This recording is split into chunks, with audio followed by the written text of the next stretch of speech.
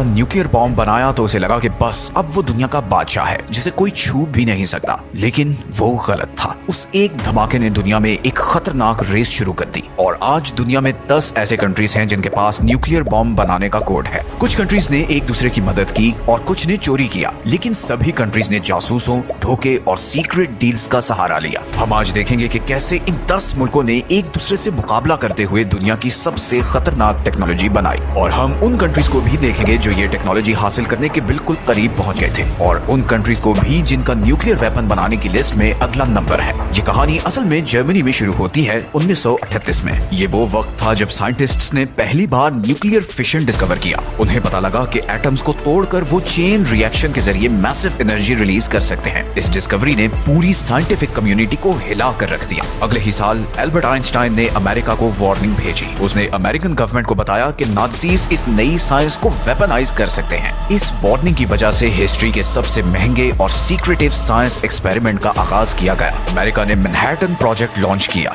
ये एक massive operation था जिसमें अमेरिका, यूके और कनाडा के साइंटिस्ट शामिल थे। उन्होंने अपनी पूरी जीडीपी का तकरीबन 1% इस एक गोल पर खर्च कर दिया। वो जानते थे कि उनके मुकाबले में जर्मन्स हैं जो इस प्रोग्राम पर ऑलरेडी काम कर रहे हैं, लेकिन जर्मन्स को बहुत कम कामयाबी मिल रही थी। जर्मनी ने मई 1945 में सरेंडर कर दिया और तब तक उसने न्यूक्लियर बॉम्ब तैयार नहीं किया था। लेकिन फिर जुलाई 1945 में दुनिया हमेशा के लिए बदल गई। American president Harry Trueman, Joseph Stalin और विंस्टन चर्चिल पोट्सडैम कॉन्फ्रेंस में वर्ल्ड वॉर 2 के बाद की दुनिया का डिजाइन डिस्कस कर रहे थे। उसी मीटिंग में हैरी ट्रूमैन को एक सीक्रेट मैसेज मिला कि न्यू मैक्सिको में ट्रिनिटी टेस्ट कामयाब हो गया है। अमेरिका अब न्यूक्लियर पावर बन चुका था। प्रेसिडेंट ट्रूमैन ने स्टालिन को बताया कि अब अमेरिका के पास न्यूक्लियर बॉम्ब आ गया है। वो एक्सपेक्ट कर रहे थे कि स्टालिन हैरान होंगे, लेकिन स्टालिन ने सिर्फ सर हिलाया और कहा कि उन्हें उम्मीद है कि अमेरिका इसे जापान के खिलाफ अच्छी तरह यूज करेगा। ट्रूमैन नहीं जानते थे कि स्टालिन को पहले ही इस बात का पता था। सोवियत यूनियन के जासूस मैनहट्टन प्रोजेक्ट के अंदर तक घुसे हुए थे। इंटरनली स्टालिन गुस्से में थे कि अमेरिका ने उनसे पहले बॉम्ब बना लिया है। अगस्त में अमेरिका ने जापान पर 2 न्यूक्लियर बॉम्ब्स गिराए और सेकेंड वर्ल्ड वॉर खत्म कर दी।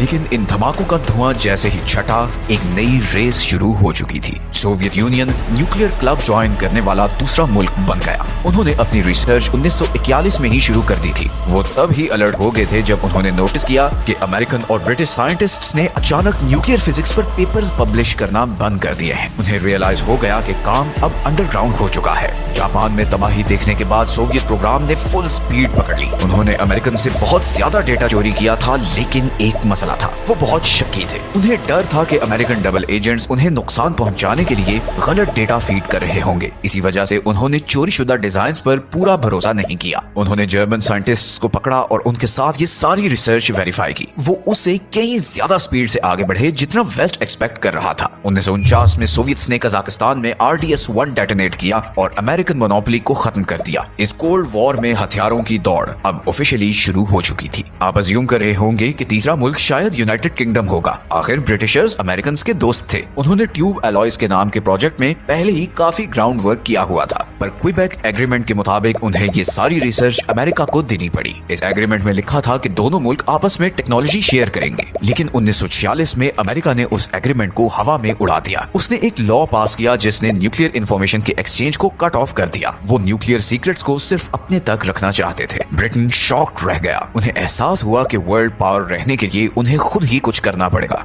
उनके पास अभी भी दुनिया की सबसे ज्यादा यूरेनियम सप्लाई थी और साथ में नॉलेज भी थी। उन्होंने बहुत तेज काम किया। 1952 में यूके ने ऑस्ट्रेलिया के साहिल पर अपना पहला बॉम्ब डेटोनेट किया, जिसे ऑपरेशन हरिकेन का नाम दिया गया, और इस तरह ब्रिटेन भी न्यूक्लियर कंट्री बन गया। लेकिन अब गेम बदल रही थी। जो बॉम्ब्स जापान पर गिराए गए थे वो फिजन बॉम्ब्स थे। अब 1950s में साइंटिस्ट्स किसी ऐसी चीज पर काम कर रहे थे जो इससे कहीं ज्यादा खतरनाक थी। वो थर्मो न्यूक्लियर वेपन्स बना रहे थे, जिन्हें हाइड्रोजन बॉम्ब्स भी कहते हैं। एटम्स को तोड़ने के बजाय ये बॉम्ब्स उन्हें आपस में फ्यूज करके बनाए जाते थे। ये बॉम्ब हिरोशिमा पर गिराए गए बॉम्ब से सैकड़ों गुना ज्यादा ताकतवर थे। ओपेनहाइमर जैसे साइंटिस्ट्स ने गवर्नमेंट को रिक्वेस्ट की कि इन्हें मत बनाओ। उन्होंने वार्न किया कि ये इंसानियत को तबाही की तरफ ले जाएगी, लेकिन प्रेसिडेंट ट्रूमैन ने उन्हें इग्नोर कर दिया। 1952 में अमेरिका ने आईवी माइक टेस्ट किया। ये पहला हाइड्रोजन बॉम्ब था। सोवियत ने 1955 में और ब्रिटिश ने 1957 में हाइड्रोजन बॉम्ब टेस्ट कर दिया। इंसानों का डिस्ट्रक्शन पोटेंशियल अब 1000 गुना बढ़ चुका था।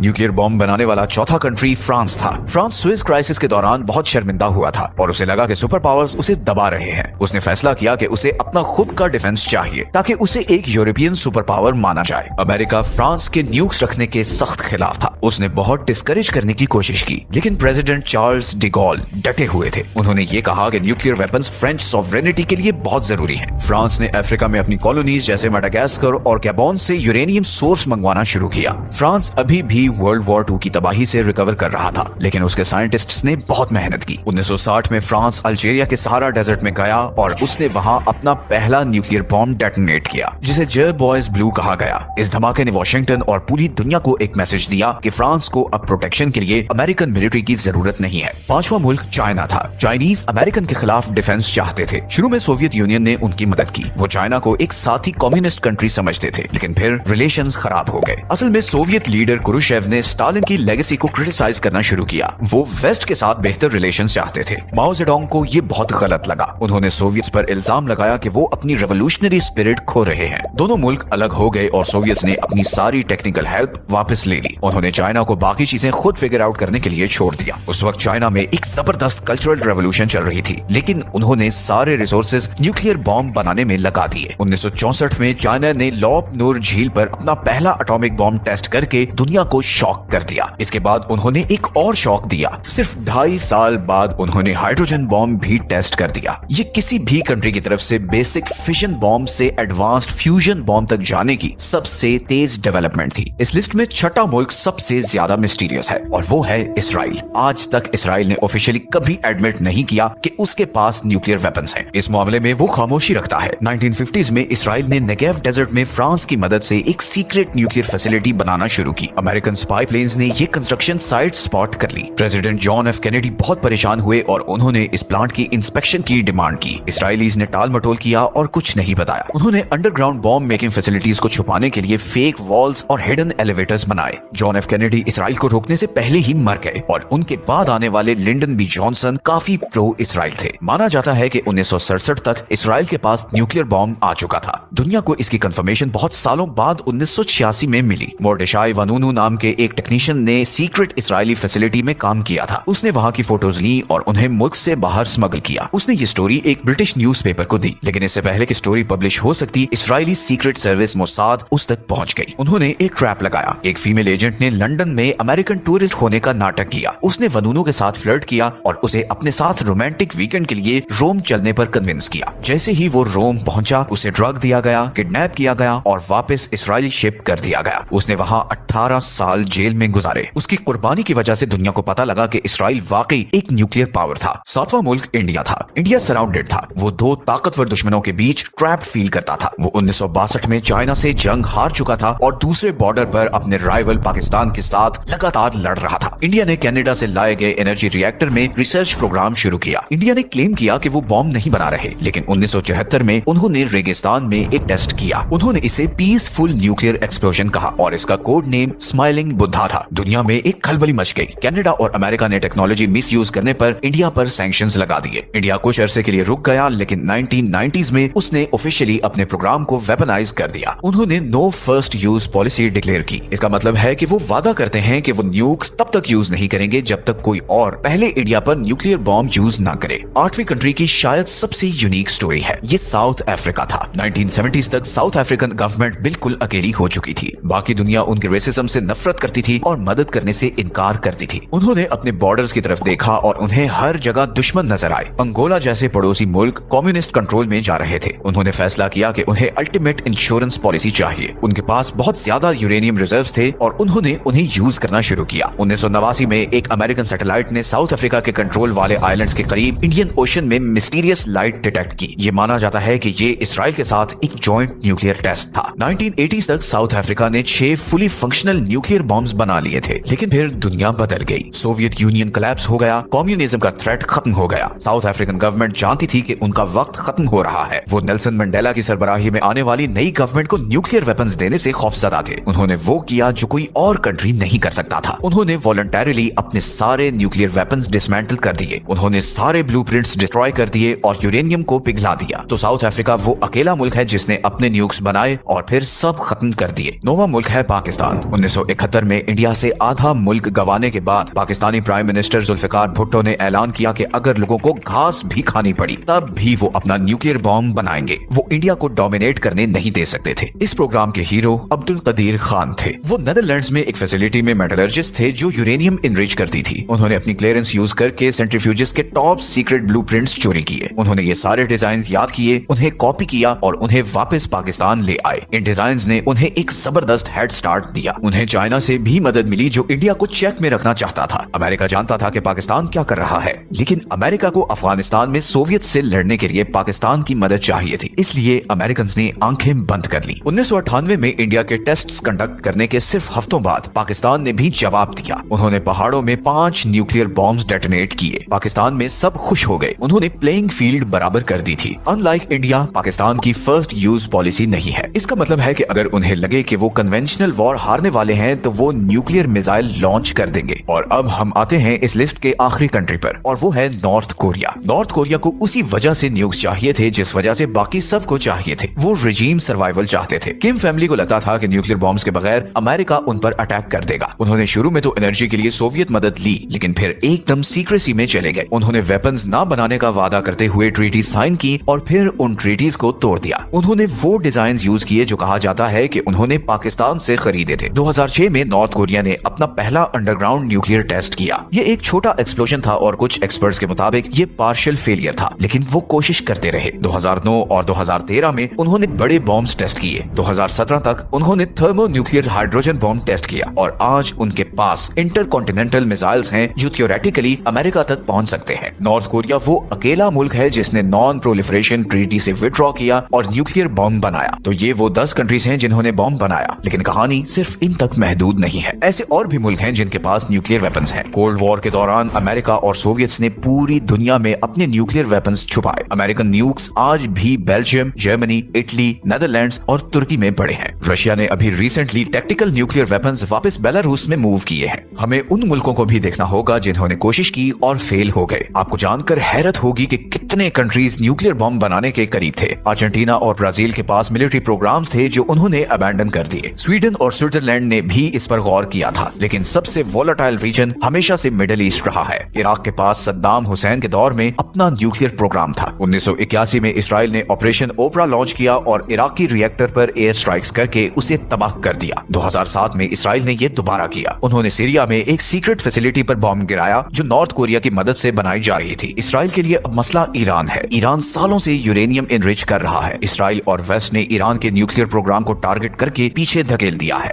एक और मुल्क है जिसे अक्सर नजरअंदाज किया जाता है और वो है जापान, जिसे एक्सपर्ट्स थ्रेशहोल्ड स्टेट कहते हैं। जापान के पास एडवांस्ड रॉकेट टेक्नोलॉजी और प्लूटोनियम के बड़े रिजर्व्स हैं। एक्सपर्ट्स मानते हैं कि अगर जापान चाहे तो वो महीनों में न्यूक्लियर वेपन्स बना सकता है। फिलहाल उनका पैसिफिस्ट कॉन्स्टिट्यूशन इसे रोकता है, लेकिन अगर एशिया में जियोपॉलिटिकल सिचुएशन बदलती है तो जापान कभी भी ट्रीटी तोड़ सकता है। और आखिर में हम उस चीज को नहीं भूल सकते जो समुद्रों की तह में है। ट्रीटीज और इंस्पेक्शन जमीन पर फोकस करती हैं, लेकिन न्यूक्लियर कंट्रीज की असल ताकत समुद्र की गहराई में है। America, Russia, UK, China, France और इंडिया सब न्यूक्लियर आर्म्ड सबमरीन्स ऑपरेट करते हैं। ये सबमरीन्स महीनों तक पानी के अंदर रह सकती हैं और इन्हें ट्रैक करना नामुमकिन है। ये इंश्योर करती हैं कि अगर मुल्क मैप से मिट भी जाए तो उनकी सबमरीन्स दुनिया में कहीं से भी रिटेलिएटरी स्ट्राइक्स लॉन्च कर सकती हैं। ये म्यूचुअली अश्योर्ड डिस्ट्रक्शन का कॉन्सेप्ट है। ये वही डेंजरस लॉजिक है जिसने 80 सालों से अमन कायम रखा हुआ है। ये टेक्नोलॉजी जो जर्मनी में एक लेबोरेटरी में शुरू